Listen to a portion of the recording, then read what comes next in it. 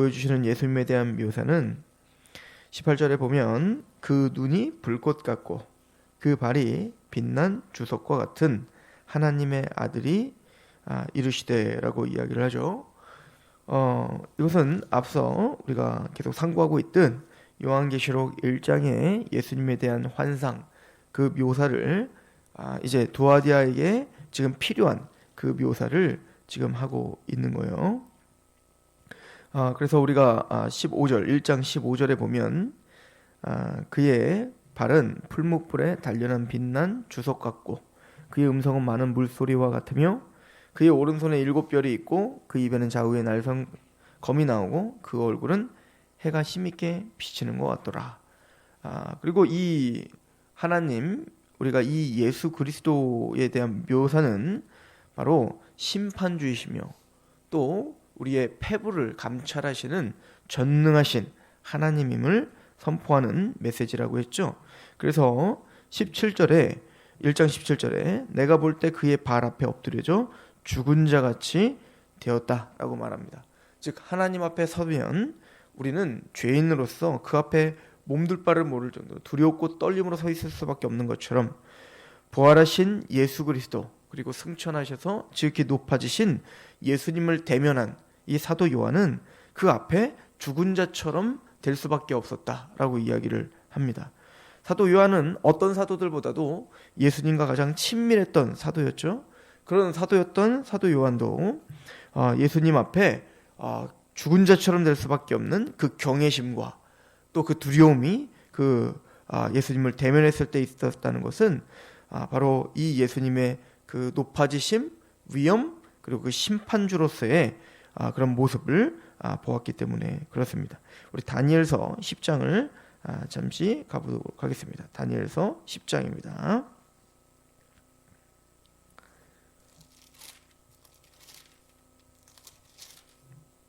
다니엘서 10장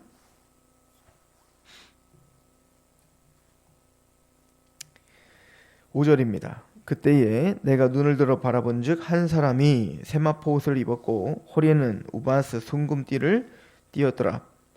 또 그의 몸은 황옥 같고 그의 얼굴은 번개빛 같고 그의 눈은 횃불 같고 그의 팔과 발은 빛난 놋과 같고 그의 말소리는 무리의 소리와 같더라. 이 환상을 나 다니엘이 홀로 보았고 나와 함께 한 사람은 이 환상은 보지 못하였어도 그들이 크게 떨며 도망하여 숨었느니라. 그러므로 나만 홀로 있어서 이 큰 환상을 볼 때 내 몸에 힘이 빠졌고 나의 아름다운 빛이 변하여 썩은 듯하였고 나의 힘이 다 없어졌으나 내가 그의 음성을 들었을 때에 내가 얼굴을 땅에 대고 깊이 잠들었다. 다니엘도 한 인자 사람의 아들을 보았는데 한 사람을 봤는데 그 한 사람의 묘사가 세마포 옷을 입고 허리는 우바스 순금 띠를 띠고 이 요한계시록에 있는 예수님의 묘사와 동일하죠. 그죠? 흰 옷을 입고요. 그리고 긴 옷을 입고 그리고 금띠를 띠고 있었고요. 6절에도 그의 몸은 황옥 같고 그의 얼굴은 빛난 얼굴 같고 즉 계시록에 보면 얼굴이 해같이 빛나죠. 예수님의 얼굴이 눈은 횃불 같고 그의 팔과 발은 빛난 놋과 같고 그의 말소리는 무리의 소리와 같고 자 이렇게 이 다니엘도 한 사람을 봤는데 그 한 사람의 묘사가 바로 계시록에 나오는 예수님의 묘사와 동일한 걸 볼 수 있습니다. 그리고 계시록에서 보면 그 예수님을 대면했을 때 그 사도 요한이 죽은 자처럼 되더라 라고 한 것처럼 다니엘은 조금 더 구체적으로 묘사하죠. 그게 8절이었죠. 그러므로 나만 홀로 있었는데 이 큰 환상을 볼 때 내 몸에 힘이 빠졌고 나의 아름다운 빛이 변하여 썩은 듯하고 그러니까 다니엘은 자신이 봤던 어떤 명예, 자신이 그렇게 중요하게 여겼던 것, 자신의 그 아름다움, 그 모든 게 썩은 것처럼 보이더라는 거예요. 그 예수님 앞에 딱 대면했을 때 내가 그렇게 중요하게 여겼던 것, 내가 그렇게 아름답게 여겼던 것이 아무것도 아니었음을 깨닫게 된 겁니다. 이게 바로 예수님을 대면한 그 다니엘의 모습인 겁니다. 여기서 한 그 사람은 바로 예수님을 가리키죠. 그래서 다니엘서 7장을 가보십시오. 다니엘서 7장에 가면 유명한 일이 있죠. 9절에 보면 내가 보니 왕자가 놓이고 옛적부터 항상 계신 이가 좌정하셨는데 그의 옷은 희끼가 눈 같고 그의 머리털은 깨끗한 양의 털과 같고, 이것도 또한 요한계시록에서 예수님을 묘사한 묘사와 같죠. 머리가 흰 털과 같다라고 하는 것 같아요. 양털과 같다. 또 그의 보호자는 불꽃이고 그의 바퀴는 타오르는 불이며 불이 강처럼 흘러 그의 앞에서 나오며 그를 섬기는 자는 천천히요 그 앞에서 모셔선 자는 만만이며 심판을 베푸는데 책들이 펴 놓이더라. 그때 내가 내 작은 뿔이 말하는 큰 목소리로 말미암아 주목하여 보는 사이에 짐승이 죽임을 당하고 그의 시체가 상한 바 되어 타오르는 불에 던져졌으며, 하나님을 대적하는 짐승이 있습니다. 그런데 그 짐승의 그 작은 뿔로 하나님을 대적하고 그렇게 하나님을 모독하는 말을 했던, 그런데 그 짐승이 죽임을 당하더라는 것입니다. 12절에 그 남은 짐승들은 그의 권세를 빼앗겼으나 그 생명은 보존되어 정한 시기에 이르기를 기다리게 되어더라. 내가 또 밤에 환상 중에 보니 인자 같은 이가, 그죠? 사람의 아들이죠? 그 인자 같은 이가 하늘 구름을 타고 와서 옛적부터 항상 계신 이에게 나아가 그 앞으로 인도되매 그에게 권세와 영광과 나라를 주고 모든 백성과 나라들과 다른 언어를 말하는 모든 자들이 그를 섬기게 하였으니 그의 권세는 소멸되지 아니하는 영원한 권세요 그의 나라는 멸망하지 아니할 것이다. 그 예수 그리스도, 이 인자는 바로 심판을 베푸시는 심판주임을 선포하고 있고요. 그 예수님이 구름을 타고 이 땅에 오실 때 그 짐승들은 죽임을 당하고 그 시체가 상한 바 되어 타오르는 불에 던져지게 되더라. 이것을 계시록에 나중에 어떻게 묘사하죠? 15장에 보면 이제는 그 물이 있는데 그 물 건너편에, 그 바다 건너편에 하나님의 백성들이 하나님을 찬양합니다. 그죠? 그렇게 하나님을 찬양하고, 근데 그 바다의 그 물은 타오르고 있더라 라고 하는 거죠. 즉 이미 그 홍해를 건널 때 그 홍해에 하나님을 대적하고 하나님을 모독했던 그 애국 군대와 그 파라오가, 그 바벨론이 바로 그렇게 물에 수장당하여 심판당했듯, 이제는 모든 세계가 끝날 때 예수님이 구름을 타고 이 땅에 오시고 그 예수님은 심판주로서 그 짐승을 죽이고 그들을 불에 타게 하는 장면을 이 다니엘서 요한계시록은 동일하게 이야기하고 있습니다. 이게 바로 심판주이신 예수님에 대한 묘사인 거예요. 그리고 오늘 두아디라 교회에게 보내는 편지에 바로 그 심판주이신 그 예수님을 지금 묘사하고 있는 거죠. 요한계시록 2장으로 다시 가서 18절에 두아디라 교회의 사자에게 편지하나 그 눈이 불꽃 같고 그 발이 빛난 주석과 같은 하나님의 아들들이 이르시되 라고 이야기하는 겁니다. 여기서 하나님의 아들이라고 표현하는 것은 예수님이 바로 그 하나님이시며 아들이시기 때문에, 그렇죠? 그래서 이제 유대인들에게 예수님이 인자가 바로 하나님의 아들이다, 내가 바로 하나님의 아들이다 라고 했더니 당신이 그럼 하나님이란 얘기냐? 신성모독이다. 그리고 돌로 치려했던 것이죠. 이 하나님의 아들이라는 것은 첫 번째는 뭐 하나님이라는 표현인 거예요. 두 번째는 그 당시에 헬라, 그리스 그 신화가 있었지 않습니까? 그들은 아폴로가 바로 하나님의 아들, 신의 아들이라고 생각을 했었다고요. 그런데 그 아폴로가 신의 아들이 아니라 바로 예수님만이 하나님의 아들이시다라고 하는 선언인 겁니다. 그 심판주이시며 하나님의 아들이신, 유일하신 독생하신 하나님의 아들이신 예수님이 지금 두아디라 교회에게 선언하고 있습니다. 왜 이런 선언을 할 수밖에 없었는가? 두아디라의 그 지금 상황은 어땠는가? 19절, 내가 내 사업과 사랑과 믿음과 섬김과 인내를 아노니 내 나중 행위가 처음 것보다 많다. 이것은 참 칭찬할 만한 일인 거예요. 사업이 있었어요. 즉 뭔가 여러 사회 사업이랄지, 또 이 교회가 굉장히 바빴던 것 같습니다. 구제도 잘했을 것이고요, 사랑도 베풀었을 것이고요, 또 그 당시에 그 로마에 자기 영역에 있었던 그 주위의 이웃들을 섬기고, 또 교회 안에 한 성도들끼리의 섬김이 뜨거웠었던 것 같습니다. 또 사랑과 믿음이 있었습니다. 즉 서로 하나님에 대한 믿음과 그 믿음을 독려하고, 그리고 서로 힘을 합해서 위로를 갖고 위안을 서로 주면서 또 그렇게 믿음을 굳건히 하고 하나님의 말씀 앞에 힘있게 살았던 것 같습니다. 섬김과 인내가 그들에게 있었습니다. 더 중요한 것은 내 나중의 행위가 처음 것보다 많다. 이들은 지치지 않았습니다. 이들은 처음에는 열심히 하고 나중에는 흐지부지한 게 아니라 처음보다 더 나중이 훨씬 더 열심을 냈고 하나님에 대한 열망함이 있었다고요. 그런데 이것이 나쁘다는 게 아니에요. 하나님은 이것을 칭찬하고 있어요. 주님은 이걸 칭찬하고 있다고요. 게다가 나중에 보면 24절에 보면 내가 다른 짐은 너에게 지울 것이 없다라고 한 것은 이제부터 책망하는 것 그 한 가지만 빼면 너희들 참 완벽해. 너희들은 너무너무 사랑스러워. 내가 너희를 생각할 때마다 마음이 너무 상쾌해. 그러니까 이 두아디라 교회는 참 잘하고 있는 교회였던 거예요.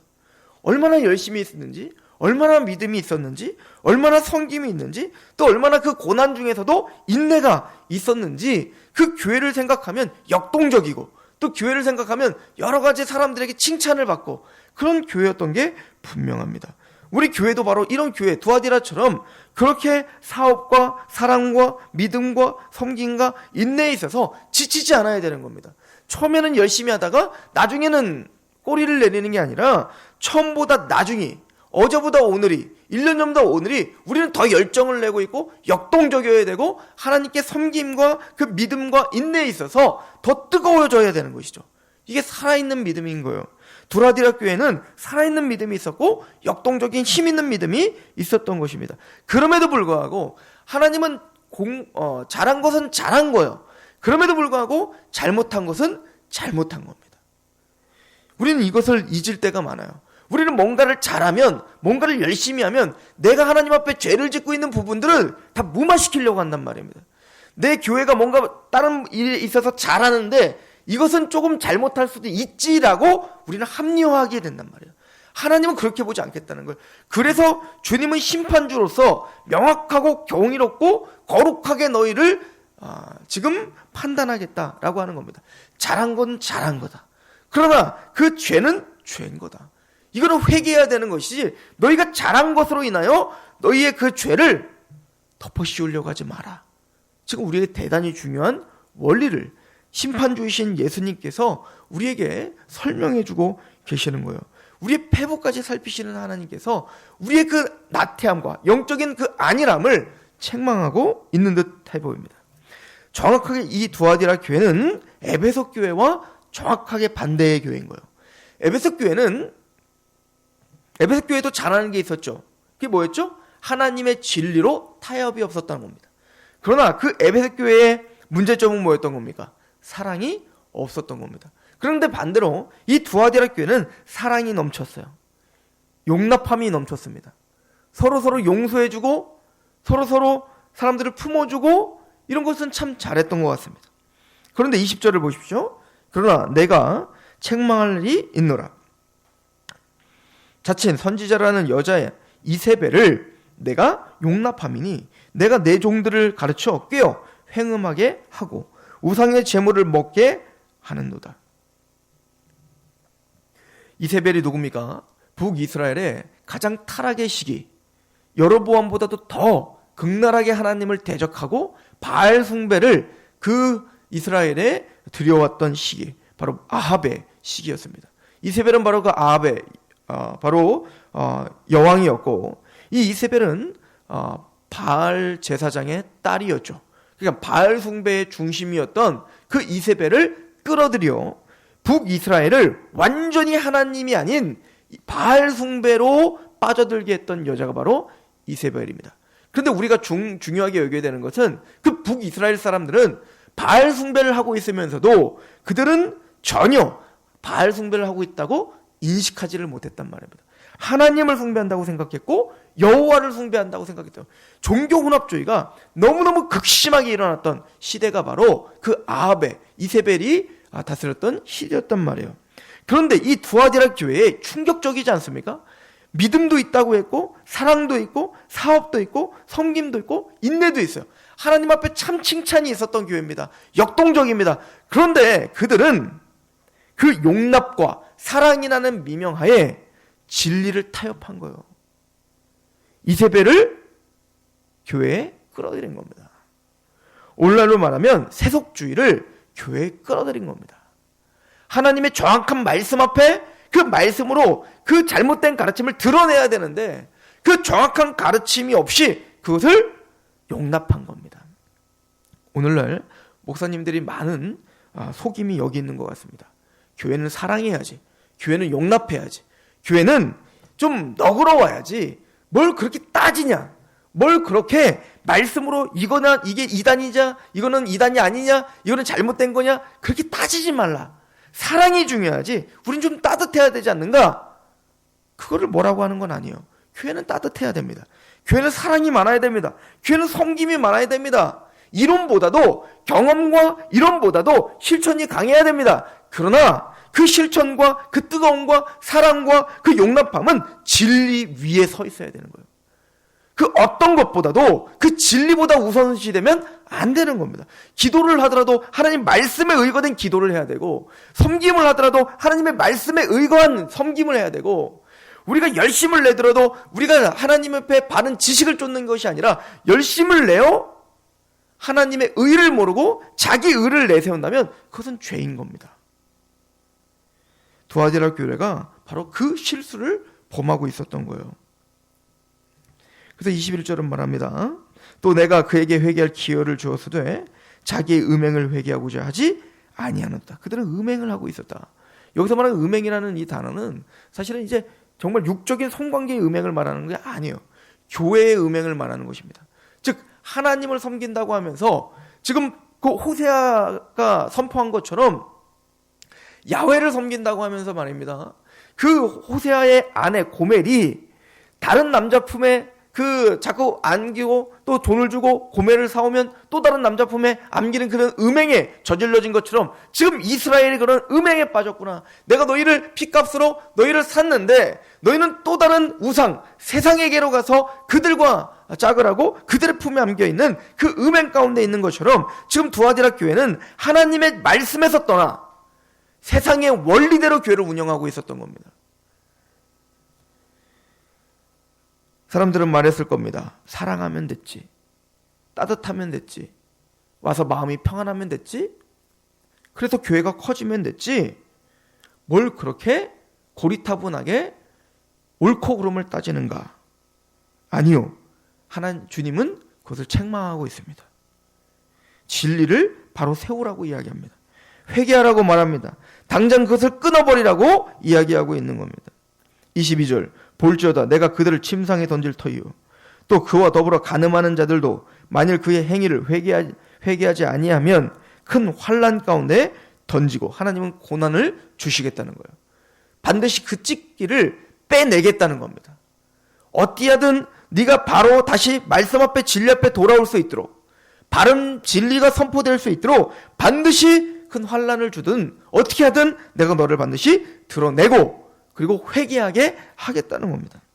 23절 또 내가 사망으로 그의 자녀를 죽이리니 모든 교회가 나는 사람의 뜻과 마음을 살피는 자인 줄 알지어다. 그래서 예수님을 그 눈은 불꽃 같고 그 발이 빛난 주석과 같은 하나님의 아들이심을 강조했던 겁니다. 나는 심판주다.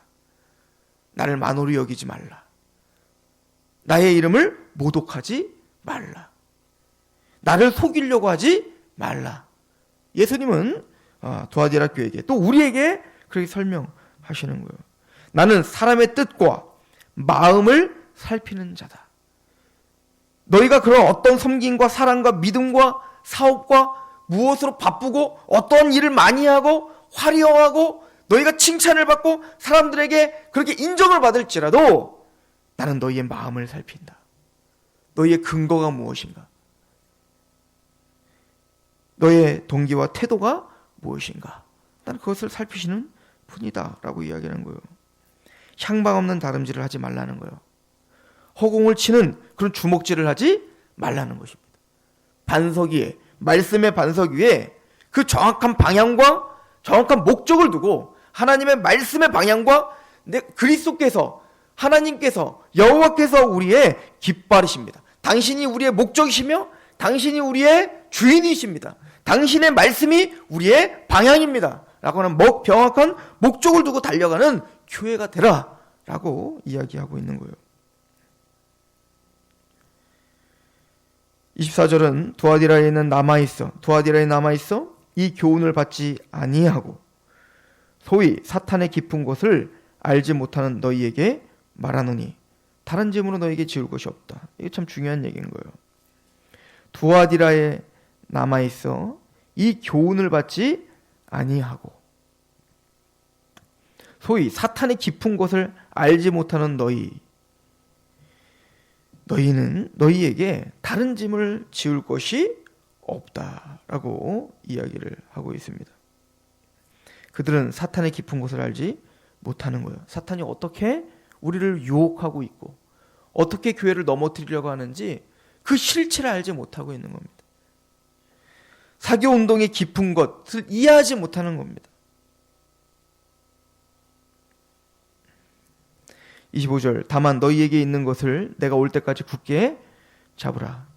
이기는 자와 끝까지 내 일을 지키는 그에게는 만국을 다스리는 권세를 주리니 그가 철장을 다스리고 그들을 다스려 질그릇 깨트리는 것과 같이 하리라. 나도 내 아버지께 받은 것이 그러하니라.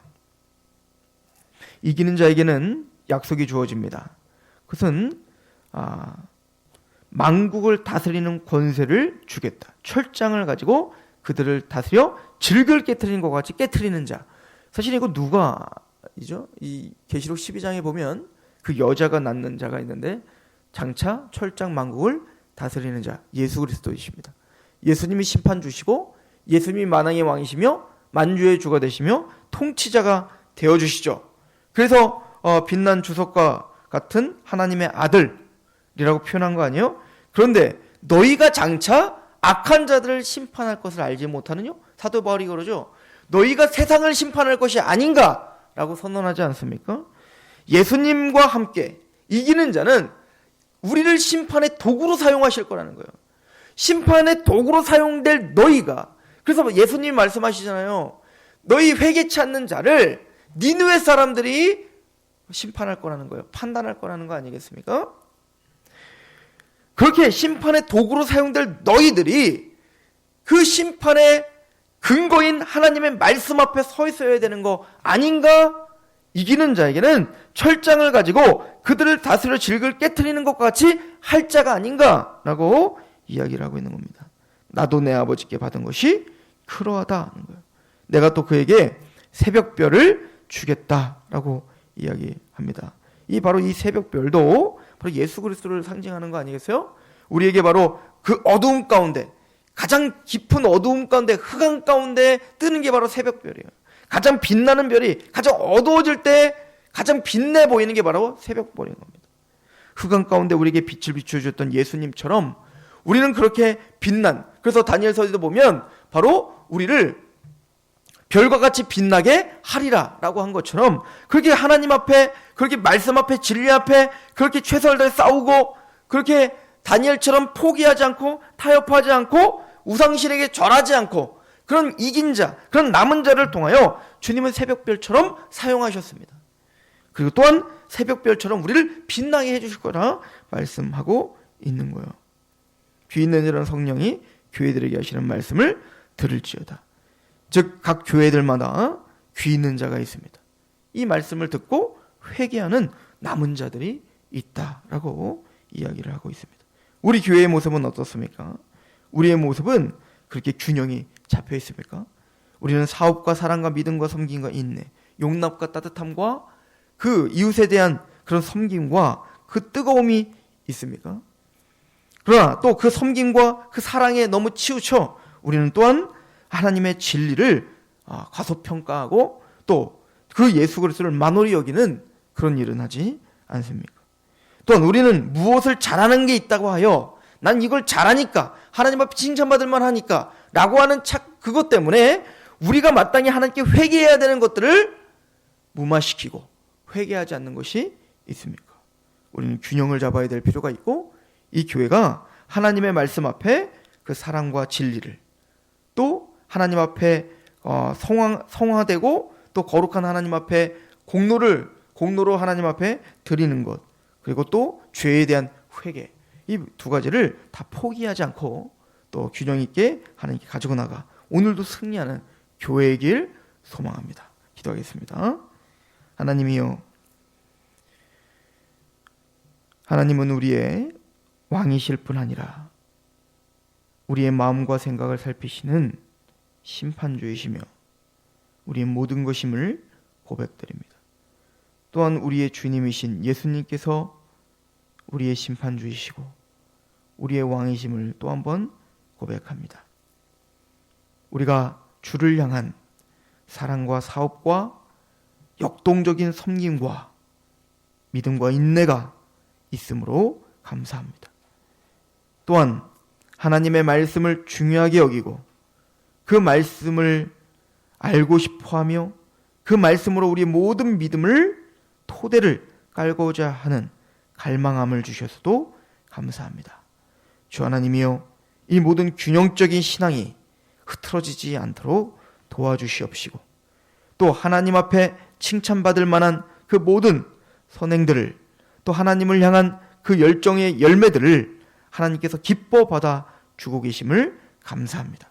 그러나 그것으로 인해서 하나님의 마음을 아파하게 하고 그 말씀에서 떠난 것들을 아버지 하나님의 좌시하며 또 하나님 그 모든 것들을 심각하게 생각하지 않는 그런 마음이 있었다면 죄송합니다.